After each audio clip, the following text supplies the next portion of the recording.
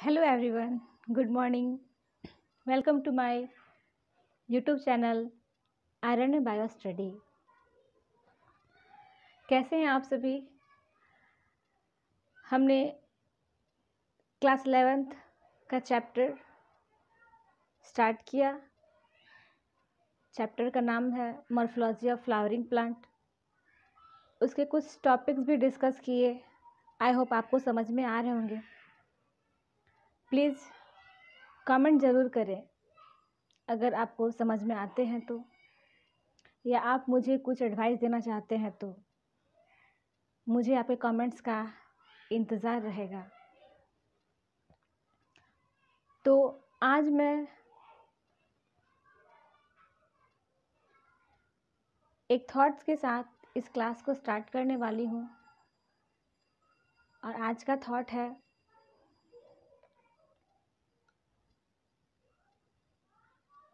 हर नई शुरुआत थोड़ा डराती है, मगर याद रखना सफलता मुश्किलों के पार ही नज़र आती है। तो चलिए आज इसी थॉट्स के साथ हम आज का क्लास स्टार्ट करते हैं और आज का टॉपिक है रूट, रीज़न ऑफ रूट। हम लोगों ने रूट सिस्टम्स के बारे में पढ़ चुके हैं। अब दूसरा जो टॉपिक है वो है region of root. Region of root में 3 पार्ट्स होते हैं। रूट के 3 रीज़न हैं।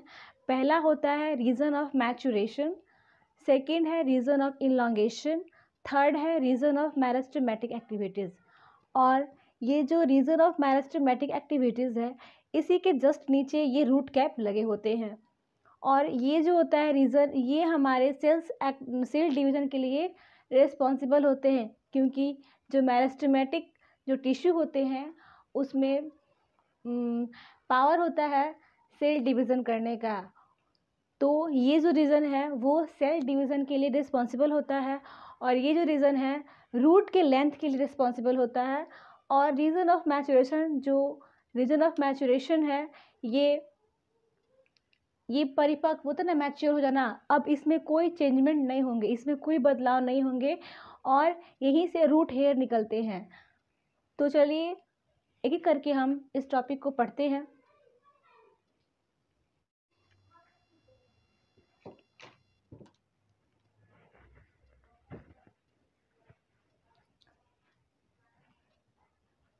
So we start root cap. सबसे पहले हम लोग रूट कैप के बारे में पढ़ते हैं। रूट कैप सबसे नीचे में होता है रूट के। इसको हिंदी में मूल गोप कहते हैं। ये प्लांट्स को, ये जो रूट है प्लांट्स रूट, इस रूट को प्रोटेक्शन प्रोवाइड कराता है। It present in at apex of the root. और ये जो रूट के एपेक्स है, यहाँ इसके जस्ट नीचे, यहाँ इसको एपेक्स कहते हैं, इसके जस्ट नीचे ये रूट कैप लगे होते हैं। ये रूट कैप रूट को प्रोटेक्शन प्रोवाइड कराता है, और and it's also make way through the swell. और ये रास्ता भी बनाता है ताकि जो रूट है वो आगे ज़मीन के अंदर स्वैल मिट्टी में आगे बढ़ सके, इसके लिए ये रास्ता भी बनाता है। इसके बाद region of meristematic activity, few millimetre above the root cap the region of meristematic is present. Root cap के जस्ट ऊपर few millimetres above the root cap ये मेरिस्टेमेटिक जो होता है रीज़न, ये प्रेजेंट होता है। This region is active stage of cell division. और ये जो रीज़न है वो सेल डिवीज़न के लिए एक्टिव होता है। 2 तरह के टिश्यू होते हैं, एक होता है मेरिस्टेमेटिक टिश्यू, एक होता है परमानेंट टिश्यू। मेरिस्टेमेटिक टिश्यू में सेल डिवीज़न का पावर होता है, पावर ऑफ सेल डिवीज़न ज़्यादा होते हैं, लेकिन परमानेंट टिश्यू में सेल डिवीज़न नहीं होते हैं। परमानेंट टिश्यू होते हैं स्क्लेरेंकाइमा, कोलेंकाइमा और पैरेंकाइमा, जो कि हम आगे वाले क्लास में, आगे के लेसन जो है उसमें पढ़ेंगे प्लांट एनाटॉमी, जो कि इंटरनल स्ट्रक्चर है। अभी हम लोग एक्सटर्नल स्ट्रक्चर के बारे में पढ़ रहे हैं। This region is active stage of cell division, its length is 1 mm, और इसका लेंथ जो होता है वो 1 mm होता है। अब इसके बाद एक और रीजन है जिसका नाम है region of elongation. Region of elongation, इसको हिंदी में दीर्घीकरण क्षेत्र कहते हैं। This region is responsible for the growth of the root in length. ये जो रीजन होता है ये लेंथ के लिए रिस्पॉन्सिबल होता है। जैसे ही यहाँ पे ये जो था हमारा रीजन ऑफ मैथमेटिक एक्टिविटी था, स्पेस नहीं होने की वजह से मुझे वो इरेज करना पड़ा।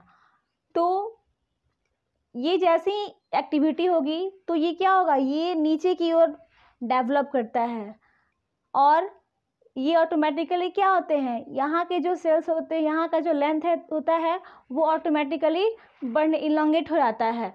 और in this region cell wall is very thin, यहाँ के जो सेल होते हैं वो बहुत ज़्यादा पतले होते हैं।